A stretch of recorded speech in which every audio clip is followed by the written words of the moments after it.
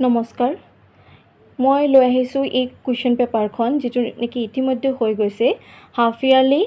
examination 2025 geography class 10 so প্ৰথমতে মই তোমালোকক কুৱেশ্যন পেটাৰ্নটো মই কৈ আছোঁ সো প্ৰথমতে 1 নম্বৰ কুৱেশ্যনত আহিছে 10টা কুৱেশ্যন 1 মাৰ্ককৈ 10 মাৰ্কৰ কাৰণে য'ত অপচন দিয়া আছে 10টা কুৱেশ্যনৰ সেকেন্ড যেটো 2 নম্বৰ কুৱেশ্যন আছে সেই কুৱেশ্যনটো 1 মাৰ্কৰ 10টা কুৱেশ্যন আহিছে কিন্তু তাত কোনো অপচন দিয়া হোৱা নাই তাৰ পিছত 3 নম্বৰত আহিছে 2 মাৰ্কছৰ কাৰণে 10টা কুৱেশ্যন 20 মাৰ্কৰ কাৰণে তাৰ পিছত 4ৰ পৰা 13 নম্বৰলৈ 13 নম্বৰ কুৱেশ্যনলৈ 3 মাৰ্কৰ কুৱেশ্যন আহিছে 4 5 6 7 8 9 10 11 12 13 তাৰ পিছত 14 15 16 17 18 অৰ্থাৎ 1 2 3 4 চাৰিটা কুৱেশ্যন আহিছে পাঁচটা কুৱেশ্যন আহিছে 4 মাৰ্কৰ আৰু একেবাৰে শেষত 19 নম্বৰ যেটো হৈছে প্ৰকল্প 10 মাৰ্কৰ সো এটো হৈছে তোমালোকৰ ক্লাছ 10 ৰ জিওগ্ৰাফি কুৱেশ্যন পেপাৰখনৰ কুৱেশ্যন প্যাটাৰ্ন এতিয়া আমি আগবঢ়িছো সলিউশনলৈ এমসিকিউ সলিউশনলৈ সো প্ৰথম যেটো কুৱেশ্যন আছে সো 1 নম্বৰ কুৱেশ্যন শুদ্ধ উত্তৰটো বাছি লোৱা যে এ নম্বৰ হিমবাহ উপত্যকা এটাৰ তলিত জমা হোৱা গ্ৰাবক কি বুলি কোৱা হয় মই জাস্ট শুদ্ধ অপচনটো কৈ যাম 2 নম্বৰ অপচনত আছে প্ৰান্তগ্ৰাব কুৱেশ্যন নম্বৰ বি ত আহিছে তলৰ কোনটো ক্ষয়জনিত অবয়ব আৰু ইয়াৰ শুদ্ধ অপচনটো হৈছে অপচন 3 ড্ৰামলিন সি নম্বৰ হৈছে দক্ষিণ আমেৰিকা মহাদেশৰ তৃণভূমি অঞ্চলটোৰ নাম কি অপচন 4 তাৰ পিছত ডি নম্বৰ হৈছে বায়ুমণ্ডলত সেউজগৃহ গেছৰ অনুপাত কিমান অপচন 2 চোৱা আছে 0.1% ই নম্বৰ তলত দিয়াবোৰৰ কোনটো সেউজগৃহ গেছ নহয় এটো হৈছে অপচন 4 সালফাৰ ডাই অক্সাইডৰ বাহিৰে বাকি মিথেন নাইট্ৰাছ অক্সাইড আৰু কাৰ্বন ডাই অক্সাইড হৈছে সেউজগৃহ গেছ হল তাৰ পিছত এফ নম্বৰ হৈছে কংগো নদীৰ অৱবাহিকা ক'ত অৱস্থিত অপচন 1 আফ্ৰিকা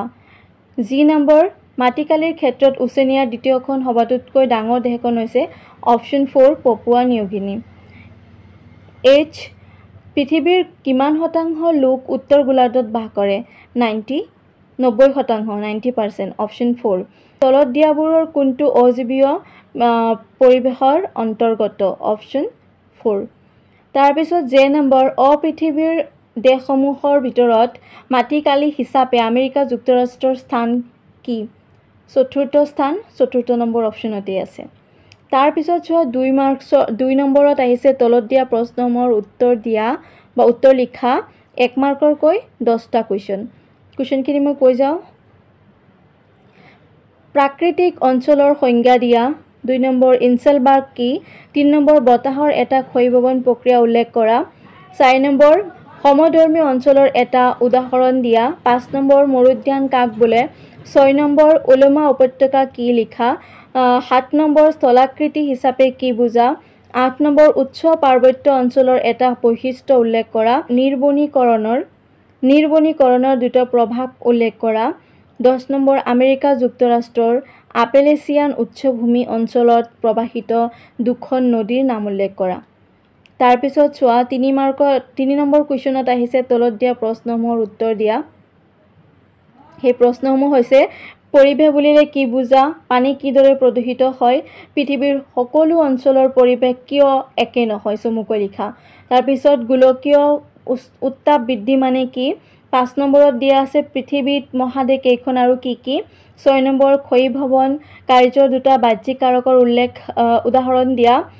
7 নম্বৰ ক্ৰান্তীয় উষ্ণ মৰু অঞ্চলৰ দুটা বৈশিষ্ট্য লিখা তাৰ পিছত 8 নম্বৰ বাহ্যিক অঞ্চলৰ সংজ্ঞা দিয়া 9 নম্বৰ পৃথিৱীৰ দুটা প্ৰাকৃতিক অঞ্চলৰ নাম লিখা 10 নম্বৰ মৌচুমী অঞ্চলৰ দুটা প্ৰধান শস্যৰ নাম লিখা তাৰ পিছত যেটো 4 পৰা 5 6 7 8 9 10 11 12 13 এইখিনি আৰু 14 15 16 17 18 এই গোটেইখিনি কুৱেশ্যনটো তোমালোকে পঢ়ি চাবা বা লিখি লবা আৰু আজিৰ ভিডিওটো মই ইমানতে সামৰিছো